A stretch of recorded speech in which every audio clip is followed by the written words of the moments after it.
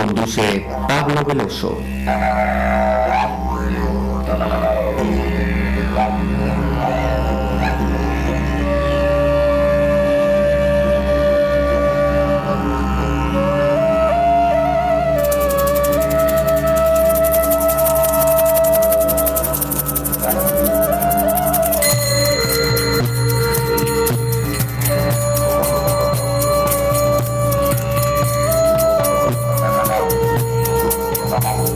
Cortés no quita lo valiente, así lo elegante no quita lo profundo.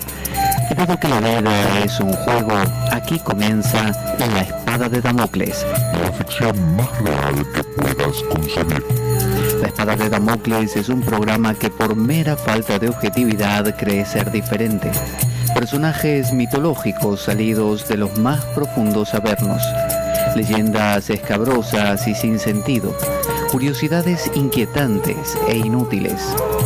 Historias antiguas malversadas por nuestra incapacidad de entendimiento. Y cuentos carentes de profundo significado. También pretenderemos sin el menor éxito entender al ser humano en toda su dimensión. En suma, si quieres desperdiciar tu vida, aquí comienza La Espada de Damocles, la ficción más real que puedas concebir.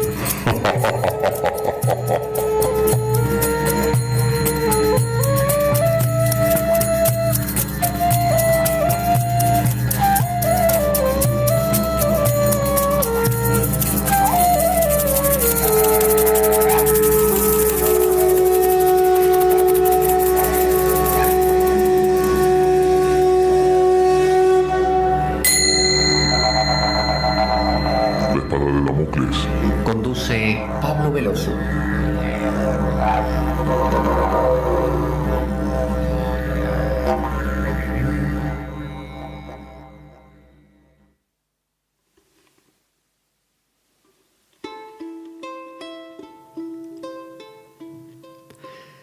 Buenas a todos. Yo soy Pablo Veloso, con la garganta un poco afectada por los aires de la mañana, y esto es La Espada de Damocles. Vamos a continuar hablando acerca de la filosofía, el punto de vista de Jacques Derrida o Jacques Derrida, ya que en francés nunca acierto con la pronunciación adecuada. Este filósofo, Derrida, era un filósofo de la deconstrucción. Normalmente todo nuestro enfoque de vida se basa en tratar de construir, de edificar creencias, puntos de vista, posturas filosóficas. Creo en esto, no creo en aquello otro, esto me parece que es así, y sobre eso nos vamos relacionando. Es decir, cada uno de nosotros va configurando una personalidad, por ejemplo, que se basa en eso, en un montón de posturas, elecciones, situaciones, es decir, situarnos aquí, allá. Soy cristiano, soy budista, soy musulmán, soy ateo, soy creyente, soy comunista, neocapitalista, neoliberal. Es decir, voy asumiendo posiciones. Entonces, el estructuralismo, filosofía muy vinculada, por ejemplo, a Lévi-Strauss, o Strauss, bueno, nunca sé cómo se pronuncia, no sé, Lévi-Strauss, es una filosofía que ya vimos en la emisión anterior, que nos hablaba de que todo es una estructura y todo está conectado, muy parecido a lo que propone el Pratitya Samutpada en el budismo, que es la relación interdependiente. Eso es lo que significa. Si usted quiere ir a una reunión de amigos y quedar muy bien, como que usted sabe mucho, dice algo así como, ¿no han escuchado acerca del Pratitya Samutpada? Y todos les van a decir, no tenemos ni idea qué es. Bueno, son unas cosas profundísimas que no se los voy a explicar porque no les da para entenderlo en otra ocasión. Y usted queda como que sabe muchísimo. Bueno, Pratitya Samutpada es la originación interdependiente. Esto quiere decir que la vida es sistémica, que la vida está toda conectada, que no existe una persona mala, buena, alta, baja per se. todas las condiciones, todas las designaciones que podemos tener siempre van a estar en relación con un contexto más grande. Es decir, si emergió Hitler, si emergió Mao, si emergió Donald Trump, es porque hay una estructura. Uno puede, diría el estructuralismo, uno podría ir retrotrayéndose a todo el entramado, ¿no? A toda la urdimbre, como en el tejido, que fue generando que, por ejemplo, un Donald Trump llegara al poder, ¿no? O sea, no es que un día se despertó la gente en los Estados Unidos y era presidente Donald Trump o Obama. No, fue poco a poco. Es una suma de convergencias, de encuentros, de desencuentros, y eso va creando una estructura. El estructuralismo propone esto y dice también que los nombres que utilizamos para designar todo ese entramado son arbitrarios. Podemos elegir cualquier nombre y en lugar de decir que, no sé, que fulano ayudó a Donald Trump en su campaña, podemos decir que fulano, no sé, despreció a Donald Trump. Es decir, podemos sustituir la palabra ayudó por la palabra despreció para designar la misma cosa, que es haberle dado una mano, y no cambiaría nada. Es decir, las palabras no designan realmente, no tienen contacto directo con los hechos. Simplemente son palabras y las podemos cambiar. Esto no deja de ser importante porque a veces consideramos, como vimos en la emisión anterior, que las palabras son cruciales, ¿no? Que no pueden cambiarse. El tonto es tonto y no es inteligente. Sin embargo, ya vimos que si pudiéramos cambiar porque nos ponemos todos de acuerdo y a los inteligentes le decimos tontos, pero queremos seguir diciendo que son inteligentes y capaces, daría igual, daría lo mismo. Eso dicen los estructuralistas como Lévi-Strauss. Ahora viene Derrida y dice, que esto es lo que vimos también, un poco a modo de introducción, que no solamente eso, sino que cada símbolo que utilizamos, por empezar, depende del uso cultural que se le viene dando. O sea que si yo digo la palabra tonto, y en mi cultura tonto es como se dice, el loco bueno, el buen tonto, bueno, será un tonto agradable, simpático, que nos cae bien a todos. Pero en otro momento de la historia el tonto era directamente despreciado, supóngase. Bueno, depende, cuando alguien dice la palabra tonto respecto a alguien, hay que preguntarse en qué momento de la historia está situando esta afirmación. No es lo mismo un tonto en la Edad Media que un tonto que podía ser un bufón, por ejemplo, y que era simpático, que un tonto ahora en una empresa que es despedido y tratado como alguien inútil y descalificado. Es decir, depende la época para que cierta afirmación tenga un valor u otro. O sea que las palabras no de por sí no van a designar nada a menos que las refiramos a o las referenciemos a un cierto momento de la historia. Y la otra cosa que decía Derrida es que las palabras no solamente y las condiciones que nos pasan, ¿no? Como por ejemplo algo magnífico que me pasó hoy, están siempre definidas esas situaciones con respecto a lo que me está pasando y a lo que no me está pasando. Ya vimos que lo ausente es sumamente importante para entender lo que está presente, lo que está pasando. Pero no nos vamos a meter en eso porque ya lo vimos en la anterior. Vamos a ir a donde lo dejamos. Para Derrida, todo el sistema de símbolos que tenemos de estructuración de la realidad está sostenido en nada.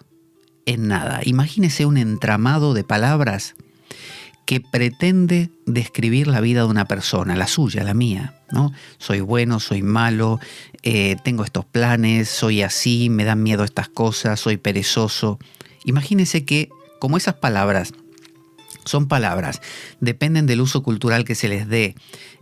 Cuando digo soy tonto, quiere decir que no soy otras cosas, no soy inteligente, no soy capaz, no soy hábil, soy tonto. Todo ese entramado son solo palabras, es decir, no están arraigados en nada, son todas, como se diría, accidentes de las cosas, ¿no? Por ejemplo, un accidente es una cualidad. Por ejemplo, yo soy Pablo y un accidente mío es que sé andar en bicicleta, por ejemplo. Eso es un accidente, es una cosa accesoria. Pero esencialmente mi ser, ¿cuál es? Bueno, el hecho es que no podemos definir un ser, porque yo sé que soy, ¿no? Pero ¿qué soy yo? Y bueno, yo digo, soy Pablo, y cuando digo soy Pablo, ya me estoy calificando, es un accidente de mi ser, es un accidente, Pablo, argentino, hombre, no sé, profesor de yoga, son todos accidentes, son todas cosas que hay en mi vida, ¿no? Que se me van como pegando como una armadura, pero ¿qué hay debajo? Como si pelásemos las capas de una cebolla y finalmente al llegar al centro descubriésemos que no hay nada.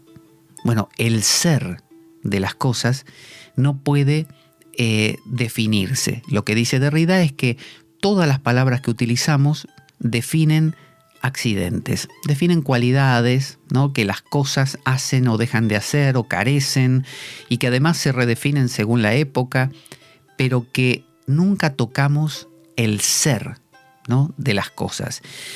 Entonces, eso es lo que los hindúes llaman Maya. Los hindúes dicen que todo tiene su nama y su rupa, su nombre y su forma, es decir, sus accidentes. Por ejemplo, ¿cuál es el nombre y la forma de este objeto?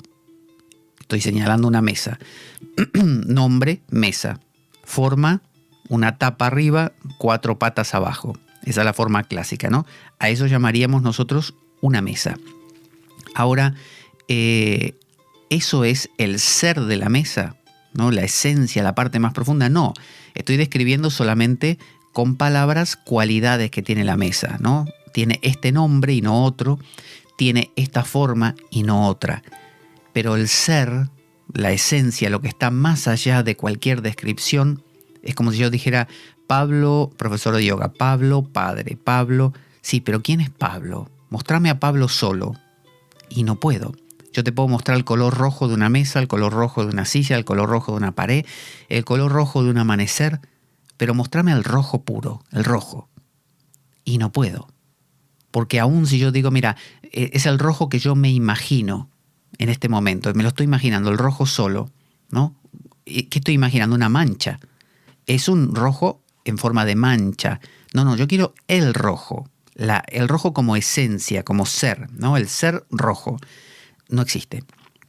Entonces no lo puedo definir. Si yo lo defino, digo el rojo como un cuadrado, el rojo como un triángulo, el rojo en esa flor. Siempre tiene que ser en un ente.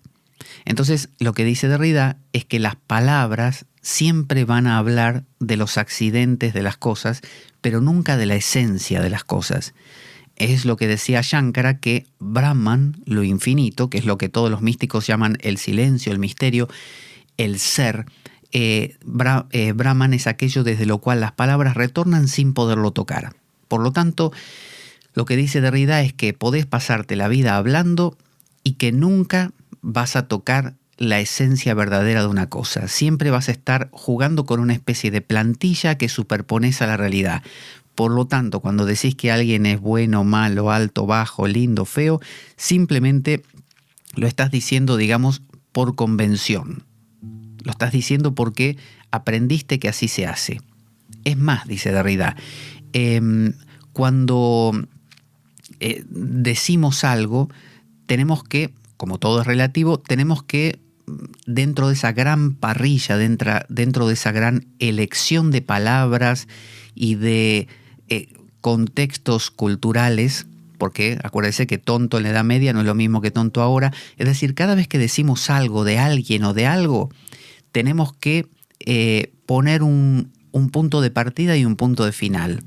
Por ejemplo, en la epistemología, que es la forma en que entendemos el mundo, cómo podemos interpretarlo, cómo podemos definir qué es y qué no es cada cosa, primero tenemos que definir el tema a explorar, ¿no?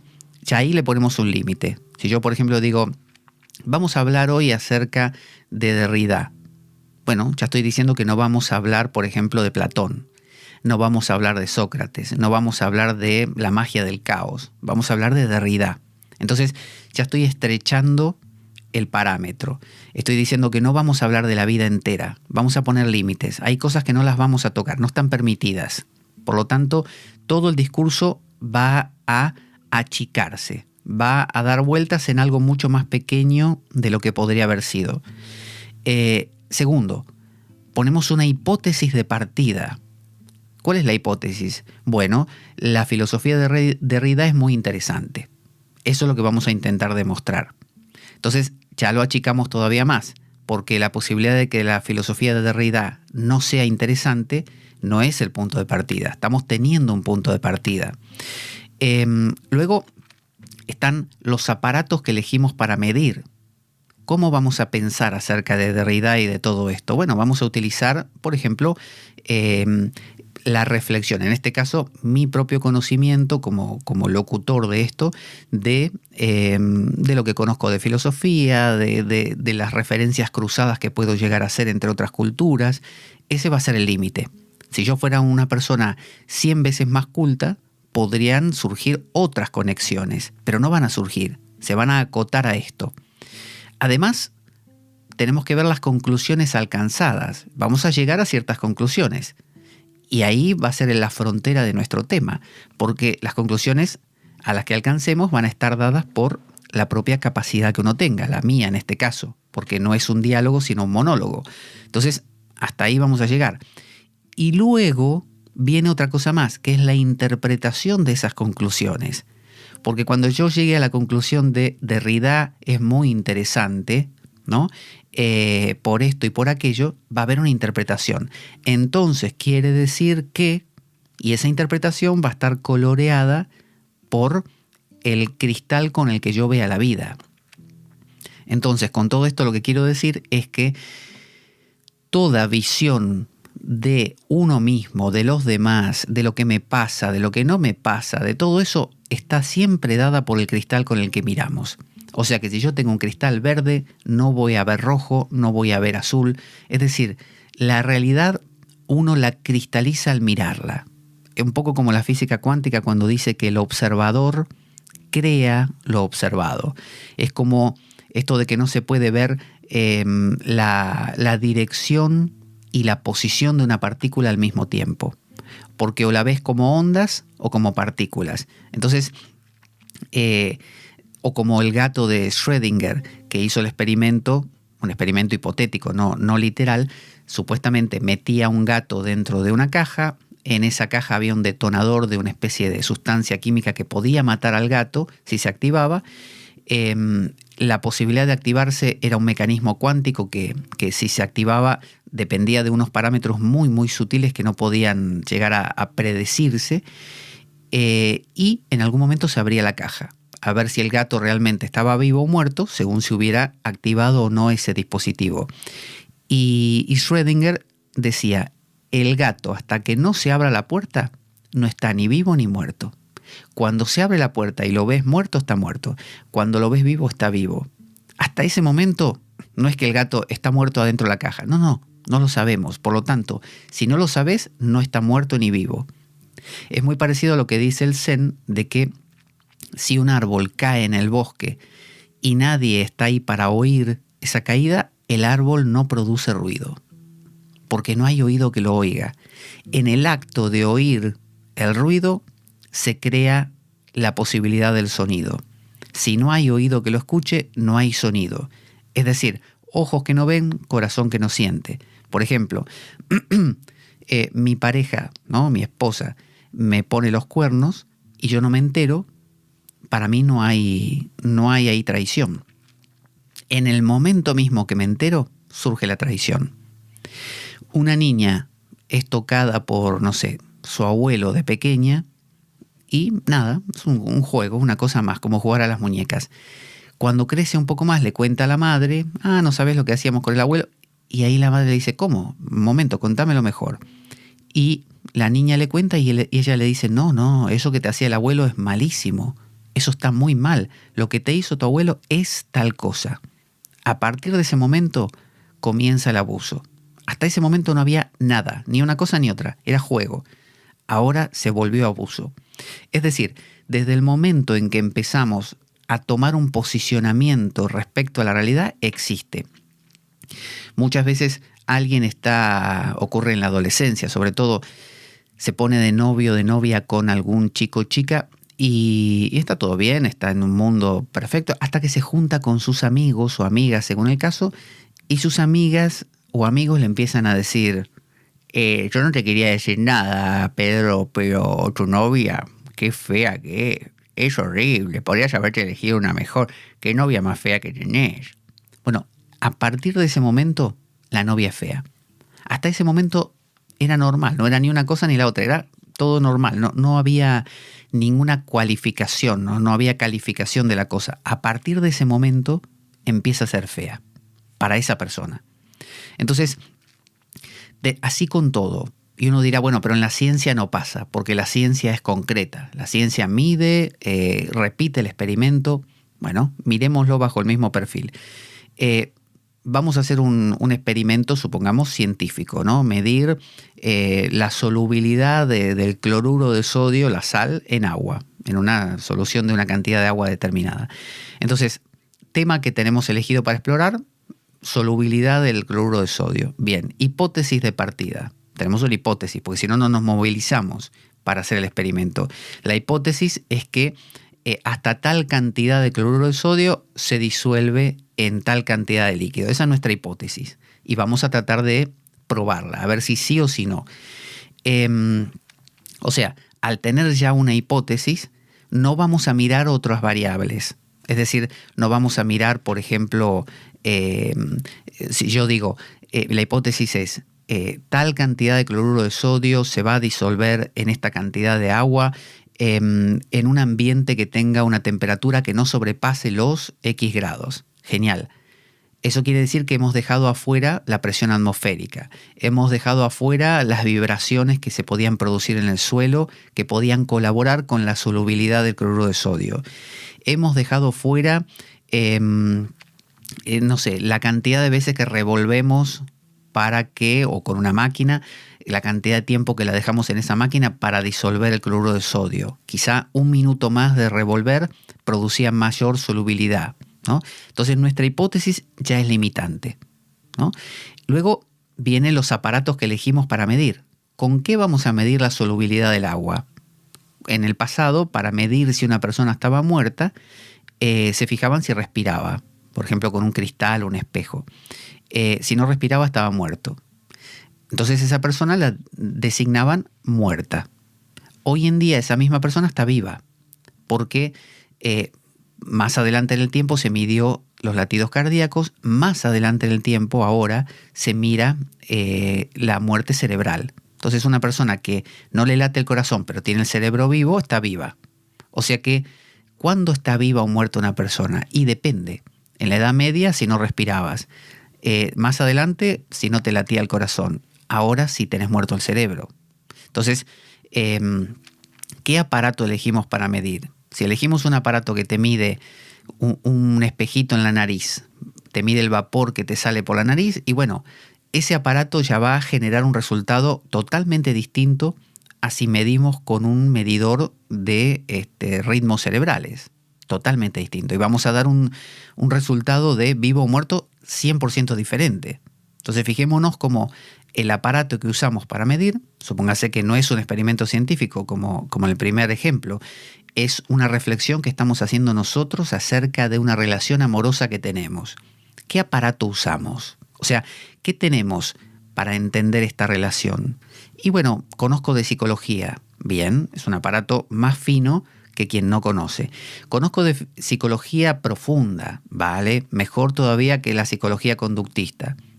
Es un aparato más delicado. Vas a poder definir otra cosa. ¿Mejor? ¿Peor? No. Simplemente los límites se van a poner en otro sitio. Esto nos demuestra que es totalmente relativo la observación, aún en una observación científica. Luego están las conclusiones alcanzadas. ¿Qué conclusiones voy a sacar? Va a depender de la hipótesis que tuviera inicialmente y lo que quisiera demostrar.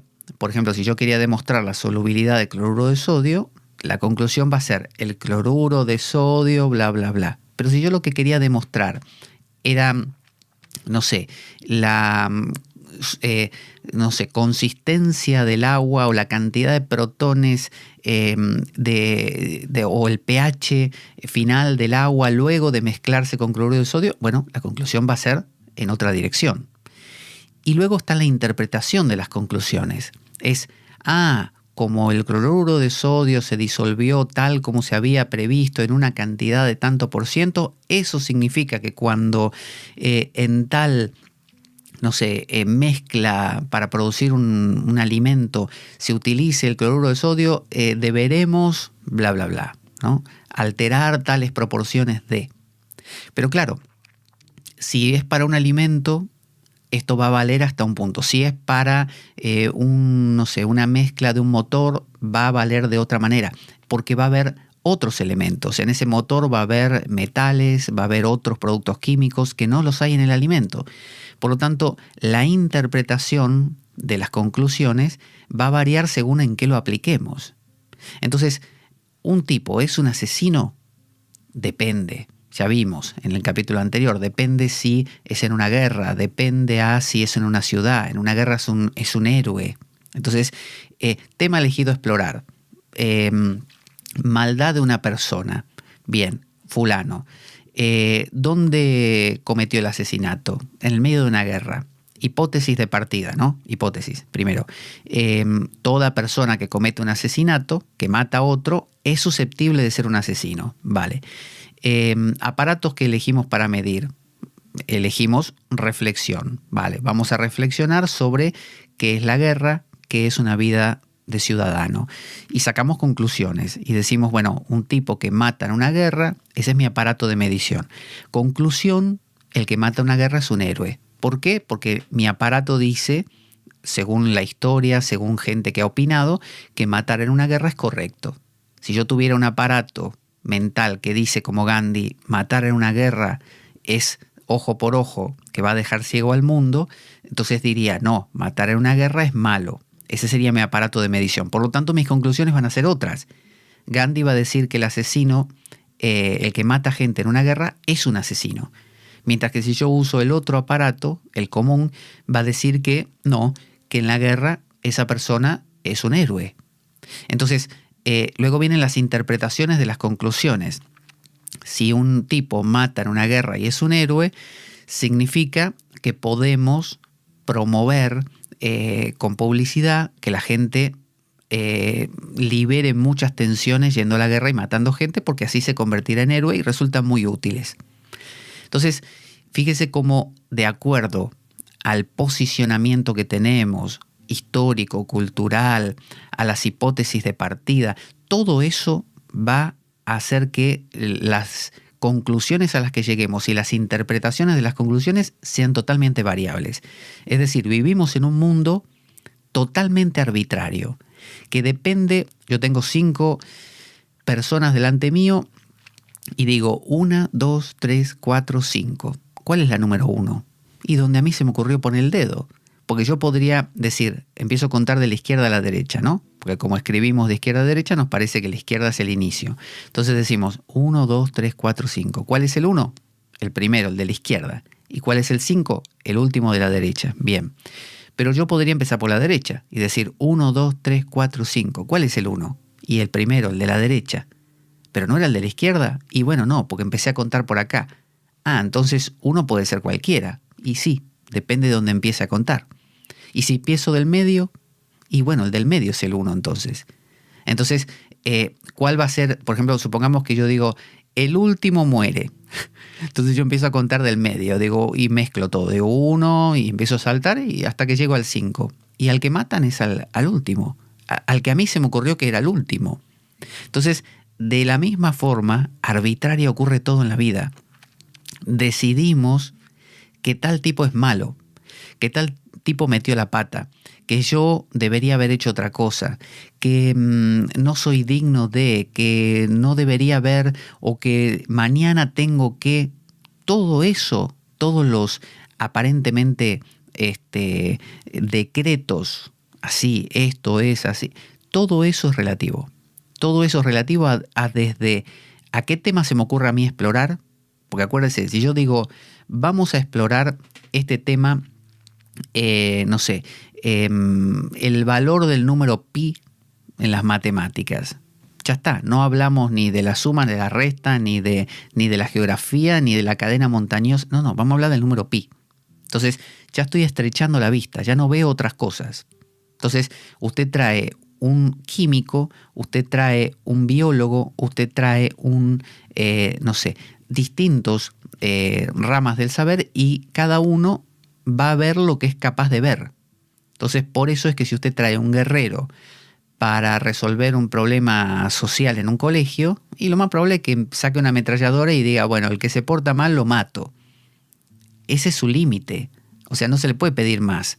Entonces, nos olvidamos que cada rama del saber y cada manera que tenemos de entender la vida va a condicionar lo que veamos.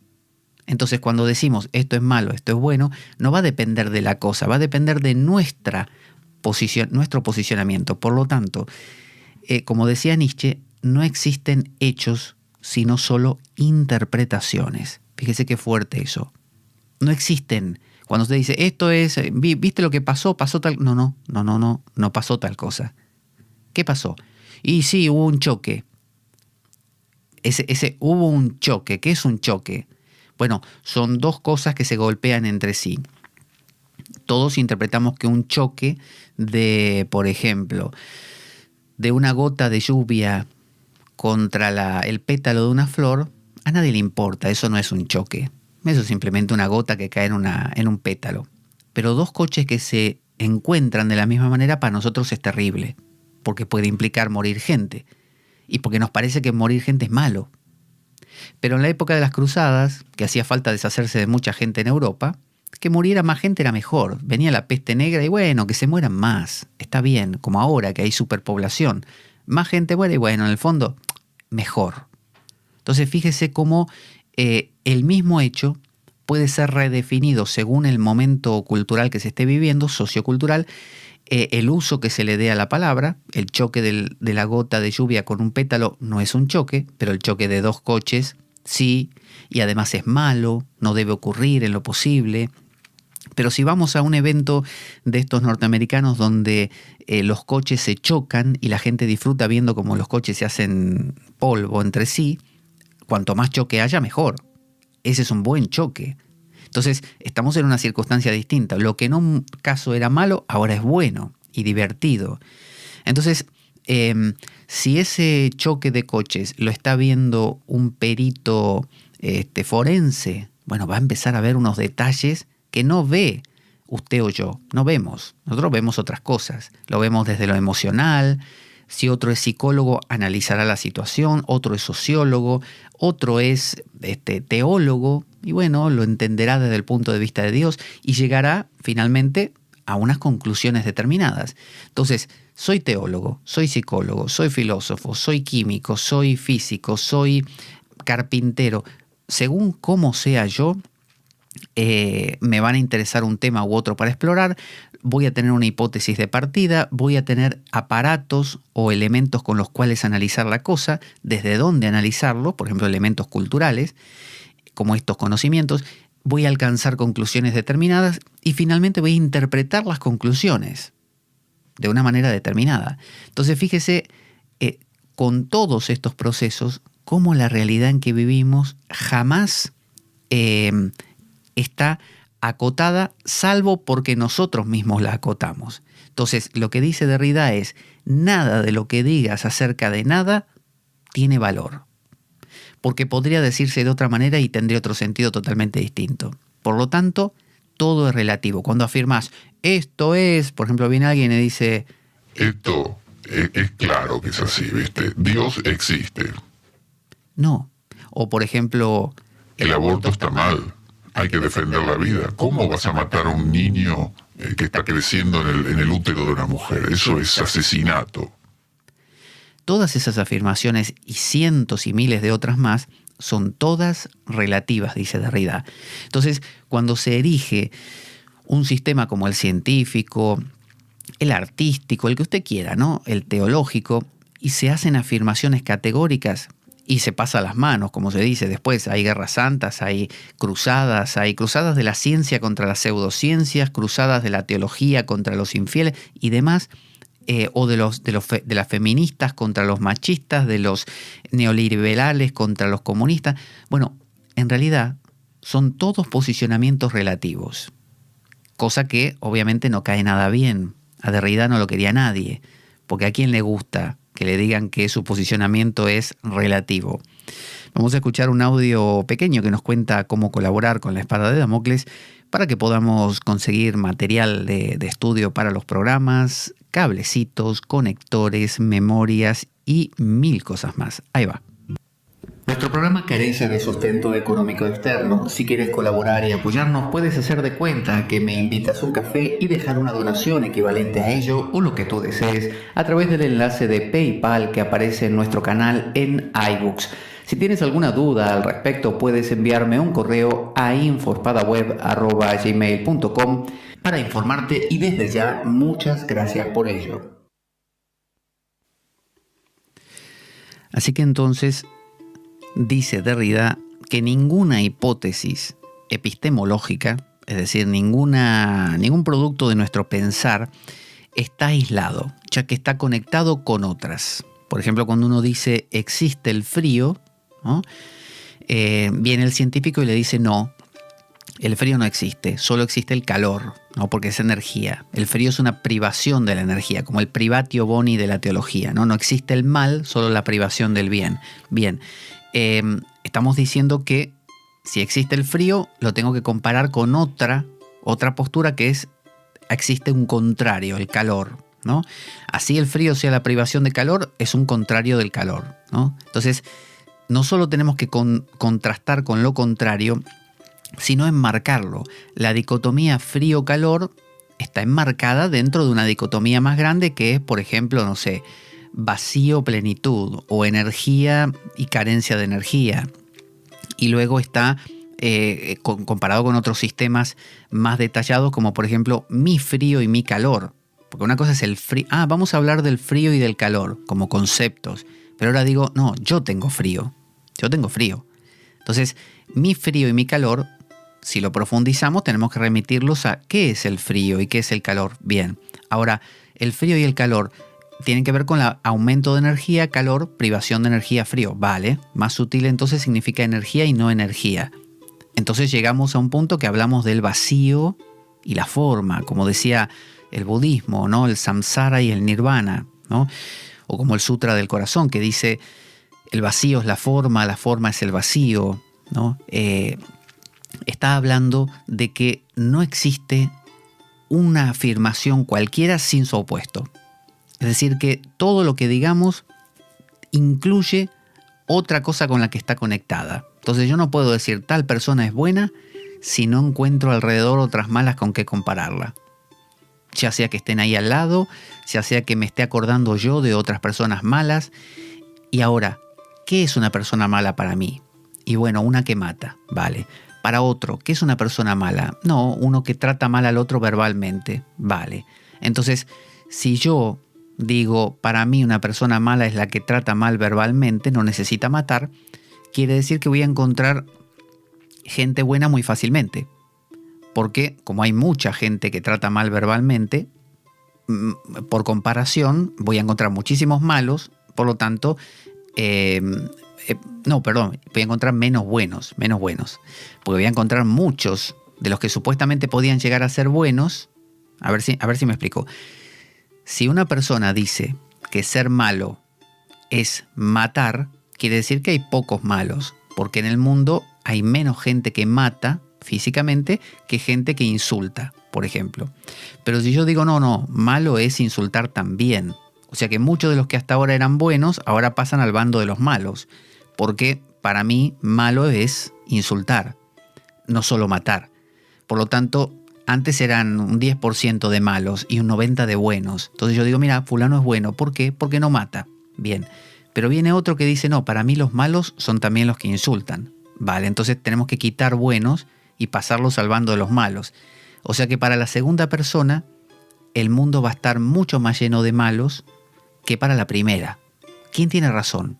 No hay razón, dice Derrida. Depende de dónde pongas el punto de partida. Depende qué elijas como parámetros. Qué tema elijas explorar, qué hipótesis tengas para comenzar, qué aparato, o sea, qué parámetros, hasta dónde midas, qué conclusiones saques de eso y finalmente cómo interpretes tus conclusiones. Cómo las interpretes vos o cómo las interpretan otros. Entonces, fijémonos cómo cualquier descripción del mundo, como todo esto está mal, vivimos en una crisis, el medio ambiente se está arruinando, cualquier cosa que uno diga que parezca incontestable, que parezca un hecho, es imposible, esto es un hecho. Dice Nietzsche, no existen hechos, solo interpretaciones. Nada de lo que uno diga tiene creencias, opiniones, posturas, lo que sea, tiene valor per se y absoluto. No, todo depende del contexto. Entonces Derrida con esto lo que hace es deconstruir. Entonces, ¿para qué sirve esto? Uno se pone a leer la Biblia y dice, el que haga esto será castigado por tal cosa porque es un malvado. Derrida dice, momento, ¿es un malvado para quién? Y para la opinión del que escribió eso, vale. Pero si yo lo miro desde este otro lado, ¿es lo mismo?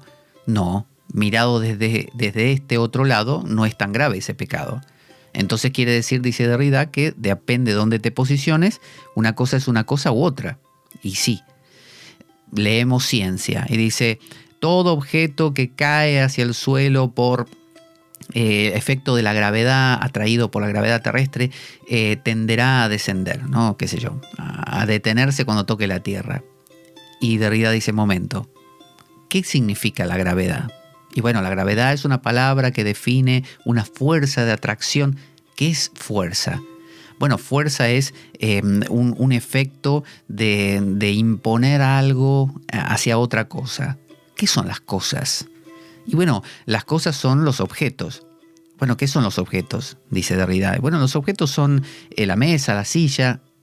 ¿Y qué quiere decir mesa y silla? Bueno, es el nombre que le ponemos a un objeto.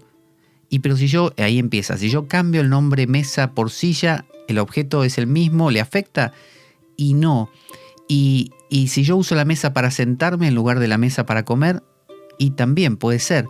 Entonces empieza a mostrarnos cómo conceptos como la gravedad pueden tener un sentido, otro, pueden tener valor. Para una cultura la gravedad puede ser el efecto de los dioses que atraen las cosas. Para otra cultura la gravedad es una cuestión de energías y de masas y cosas por el estilo. Para otros el concepto de masa es un concepto ridículo porque lo miran en un contexto más grande donde no importa esa... y así. Entonces, lo que quiere decir Derrida es que aún la ciencia lo que hace es acotar un cerco y dentro de ese cerco generar parámetros que suenan a absolutos, suenan a importantes, suenan a reales, pero que en realidad son totalmente cuestionables porque son arbitrarios. Si pensáramos en un marco más grande, por ejemplo, yo soy Pablo. ¿Por qué? Porque aprendí que hasta la piel soy yo. Pero si yo voy a una cancha de fútbol y hago la ola en la cancha de fútbol, yo ya no soy hasta la piel. Ahora yo me siento todo mi equipo, ¿no? O todos mis compañeros fan de ese equipo, ¿no? Hinchas de ese equipo. Soy un cuerpo más grande ahora. Y si yo digo nosotros los humanos, bueno, ya me siento, nos atacan los extraterrestres, por ejemplo. Bueno, ya nos unimos todos y sentimos que somos la humanidad contra Marte, por ejemplo, ¿no? Los marcianos. Entonces, ¿no era que yo era hasta la piel? No, ahora incluyo toda la humanidad. Toda la humanidad es mi propio cuerpo. Mañana se van los marcianos y yo vuelvo a ser España, Argentina y más chiquito, Oviedo, no sé, lo que fuera, mi familia. Entonces, de acuerdo a donde ponga yo el límite, soy una cosa o la otra.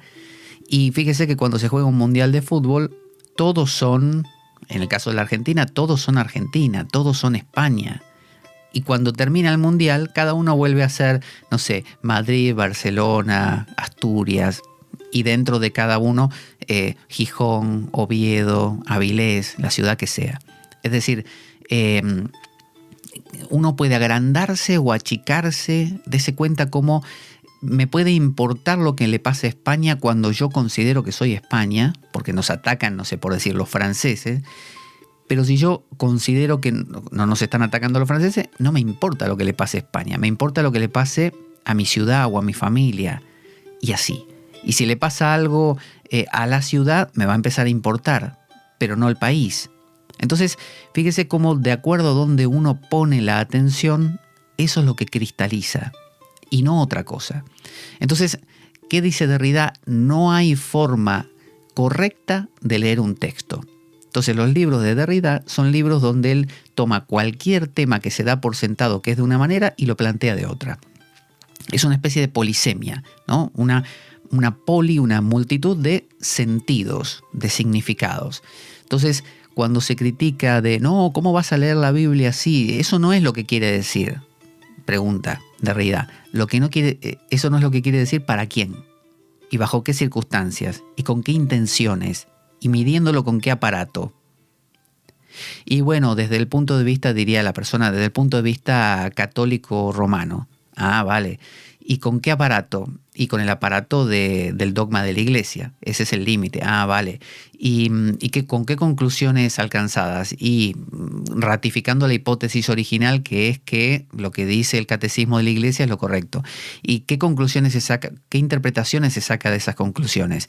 Y se interpreta toda la acción que tiene la Iglesia hoy es la interpretación de justamente la confirmación de las hipótesis. O sea que, dice Derrida, de acuerdo a la hipótesis que tengas originalmente, vas a llegar a un tipo de conclusiones. Si cambias la hipótesis original, por ejemplo, yo tengo la hipótesis de que el día de hoy va a valer la pena. Entonces, ¿qué hago? Genera toda una clase de acciones. Levantarme por la mañana, ir a trabajar, hacer cosas. Pero si yo tengo una hipótesis de inicio diferente, este día va a ser un desastre. ¿Por qué? Porque uso un aparato para medir llamado Feng Shui, qué sé yo, ¿no? Y en el Feng Shui dice que si sale la luna llena no tenés que salir de tu casa, supongamos. Bueno, ese va a ser un mal día, no me conviene salir, no voy a salir. Los resultados que voy a obtener van a ser confirmaciones de mi hipótesis original, ¿no es cierto? Y uno dirá, y sí, pero ¿y si no confirma tu hipótesis original? Bueno, va a moverse dentro de los límites de mi hipótesis original porque no estoy viendo otra cosa. Todo experimento científico se propone confirmar una hipótesis. Por lo tanto, no le interesa ver aquello que no estaba previsto ver. Porque ¿para qué? Si un experimento científico, supóngase, usted quiere fijarse la capacidad de ignición que tiene una montañita de pólvora. Y mientras usted está midiendo eso, usted se pone a ver la conversión de las orugas en mariposas que está ocurriendo 2 metros más allá. Y bueno, usted se pierde el experimento. Entonces, usted tiene que decir, no, momento, voy a concentrarme en una sola cosa por vez. Entonces, ahí lo que usted está haciendo es aislar. Y se olvida que quizá esa mariposa pasó y no sé, dejó caer unos granitos de polen sobre la montaña de pólvora y eso, sin que usted supiera, influenció la capacidad de ignición que tenía esa pólvora. Y usted, como no tomó en cuenta a la mariposa, se centró en mirar la capacidad de ignición de la pólvora, no lo tomó en cuenta, eso no existió, pero sí existió. Y si usted no tomó en cuenta, no sé, la fase de la luna que había en ese momento, no tomó en cuenta la brisa marina que podía humedecer, no lo tomó, porque usted está mirando la ignición. Y claro, usted está teniendo una hipótesis que es la pólvora hace ignición en un 70% de su contenido, los elementos que usted tiene para medir son el aparato tal que mide los residuos que quedan, las conclusiones que se alcanzan son las que confirman la hipótesis o más o menos rondan la hipótesis y luego se interpretan las conclusiones, pero si usted hubiera abierto el foco y hubiera incluido más cosas, todo hubiera cambiado originalmente la hipótesis, probablemente hubiera sido más abierta, hubieran cambiado los elementos de medición, que ahora son más grandes, hubieran cambiado las conclusiones a las que arribaba y hubieran cambiado la interpretación de las conclusiones.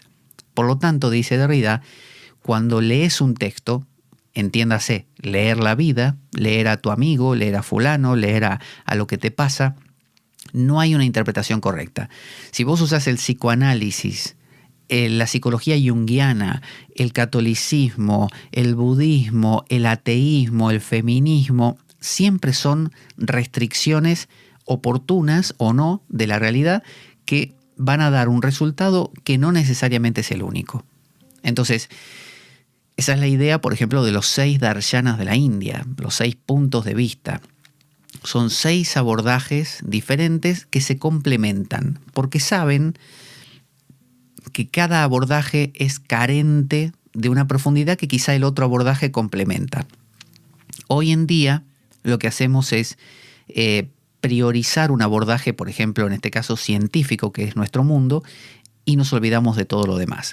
Y creemos que porque la ciencia es eficiente, ¿no? Eficiente, es decir, yo con la ciencia puedo mandar un cohete a la luna, curar una enfermedad grave, con vacunas. Creo que porque puedo obtener resultados, estoy comprendiendo. Y no, solamente estoy utilizando, estoy siendo utilitario, pero no estoy entendiendo. Yo utilizo una pinza para sacar un clavo, una tenaza para sacar un clavo, por ejemplo, de una madera, y es muy efectiva, pero eso no quiere decir que yo entienda el mecanismo de la pinza. Tengo que ponérmelo a estudiar, a ver por qué, y si lo podría sacar mejor con la parte de atrás de un martillo, qué sé yo, con 1000 cosas. O si podría, no sé, aplicarle un líquido a la madera para que se afloje el clavo, no lo sé. Yo estoy usando una pinza. ¿Que es útil? Es útil, sí, la pinza quita el clavo. ¿Hay otras maneras de hacerlo? Seguramente, pero no las exploré. ¿Por qué? Porque esta funciona. Entonces, que la ciencia sea útil para resolver problemas prácticos no quiere decir en absoluto que nos permita entender el mundo. Es un lenguaje que nos permite operar sobre el mundo y de manera muy eficiente. Ahora, es un lenguaje que por ser muy eficiente nos impide ver que es un lenguaje. Entonces, todo es un lenguaje, la psicología, la filosofía. Por eso es que a la hora de hacer un abordaje filosófico, si yo me caso con Jung, me caso con Heidegger, me caso con Platón, me estrecho. O sea, solo voy a ver lo que Platón permita ver. Ese es mi aparato. Si yo miro todo a través de la ciencia, solo voy a ver lo que la ciencia me permite ver. ¿Con Platón puedo mandar un cohete a la luna? No, lo puedo mandar con el pensamiento científico. Pero tanto Platón como el pensamiento científico son arbitrarios y son restrictivos y no tocan la realidad. O sea, jamás conocemos la realidad porque el ser, no los entes, las cosas y sus cualidades, sino el ser, lo que se esconde detrás de todo nuestro mundo de palabras, no puede ser alcanzado por las palabras. Lo que demuestra Derrida no es que hay una manera de enfocar las cosas que sí nos permita llegar a eso. No. Justamente está diciendo una especie de solo sé que no sé nada, ¿no? Una especie de uses lo que uses como sistema de parámetros para comprender la realidad, nunca la vas a comprender. Sencillamente porque la realidad está en otra, por así decir, en otra dimensión, ¿no? Es decir, intocada por las palabras. Y vivimos en una cultura logocéntrica, dice Derrida, en una cultura de la explicación, de la mente, de las palabras. Explicar quiere decir abrir, ¿no? Tomar a un evento, salió el sol y lo abro. Digo, el sol salió porque es un astro, no sé qué, y bla, bla, bla, y está compuesto por, y entonces creo un mundo de eso y me olvido que estoy inventándomelo yo, que podría explicarlo y abordarlo de 100 o 1000 maneras diferentes y obtendría toda clase de resultados distintos. Entonces, dice Derrida, toda interpretación es correcta, ya que aún el autor de su poema, supongamos, interpreta. Mire qué loco. Yo escribo un poema, ¿no? Escribo un poema cualquiera. Cuando lo termino de escribir, además de ser una expresión mía, restrictiva porque pone límites como siempre, a la vez yo interpreto lo que puse. ¿No le ha pasado nunca que usted está diciendo algo y al terminar de decirlo usted mismo interpreta algo de lo que dijo y de ahí nace otra reflexión que no la había tenido en cuenta? O sea, hasta usted cuando algo se dice ya sea que lo diga usted o lo dice otro, puede ser el punto de partida para otra investigación más, ¿no? Usted acaba de decir algo y dice, momento, ¿qué dije? Entonces quiere decir que... Y ahí hay otra cosa más, que es lo que me pasa a mí en este programa. Yo hablo explicando un tema y yo aprendo porque van hilvanándose las cosas de una manera que yo no las tenía pensadas. No sabía que iban a desencadenar ahí. Y descubro cosas fantásticas de esas conexiones que se van dando. Y cuando digo descubro cosas fantásticas, hay que aclarar. Derrida diría así, descubrís cosas fantásticas que a su vez están restringidas a la manera que tenés de ver las cosas. Por lo tanto, no estás hablando nunca de lo real. Estás hablando de una realidad posible. Entonces, ¿cuántas realidades hay? Tantas como personas. Está la realidad de la ciencia, la realidad de la teología, y dentro de la teología está el teólogo de la línea apofática, el teólogo de la línea catafática, y dentro de la catafática está la catafática del nivel tal, la catafática de color tal. Dentro de la ciencia está el científico mecanicista, el científico cuántico, el científico... montón. Entonces, cada uno va a ver... Por eso es que cuando dicen los científicos... ¿Qué científicos? ¿Cuáles? Yo, el otro, el de más allá, aquel, Einstein, ¿quién? Es decir, no es lo mismo que lo descubran un grupo de científicos que trabajan para esta farmacéutica a que lo descubra el científico, aquel que es un investigador que va por libre y que es de una línea más, no sé, cuántica. No, es totalmente distinto. Entonces, solemos unificar por una cuestión de comodidad. Metemos a todos como en el mismo saco porque es más cómodo que andar separándolos y hacer diferencias. Porque si alguien dice, los científicos dijeron, y uno empieza a decir, bueno, ¿qué científicos? El otro dirá... Escúchame, los científicos, no me vengas con qué científico, qué sé yo, cómo se llama el tipo. Los científicos, los que tienen bata blanca, punto. Y ahí lo cortamos, es más fácil. Entonces, hasta aquí vamos a ver hoy con el tema de Derrida. Es un tema espeso porque justamente está analizando no una cosa que está ahí afuera. Derrida está cuestionando la herramienta que utilizamos para entender el mundo, ¿no? La propia herramienta, nuestra propia, lo que se llama la epistemología, ¿no?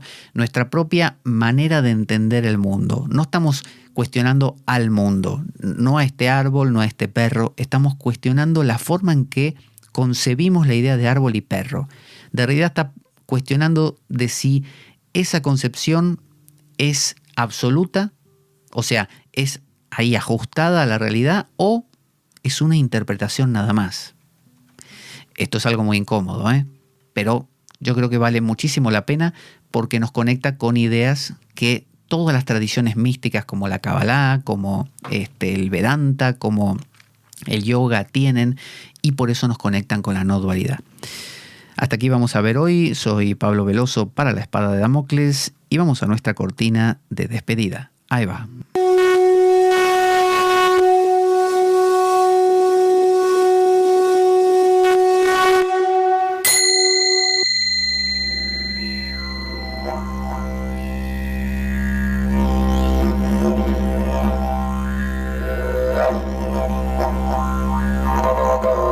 La Espada de Damocles. Conduce Pablo Veloso.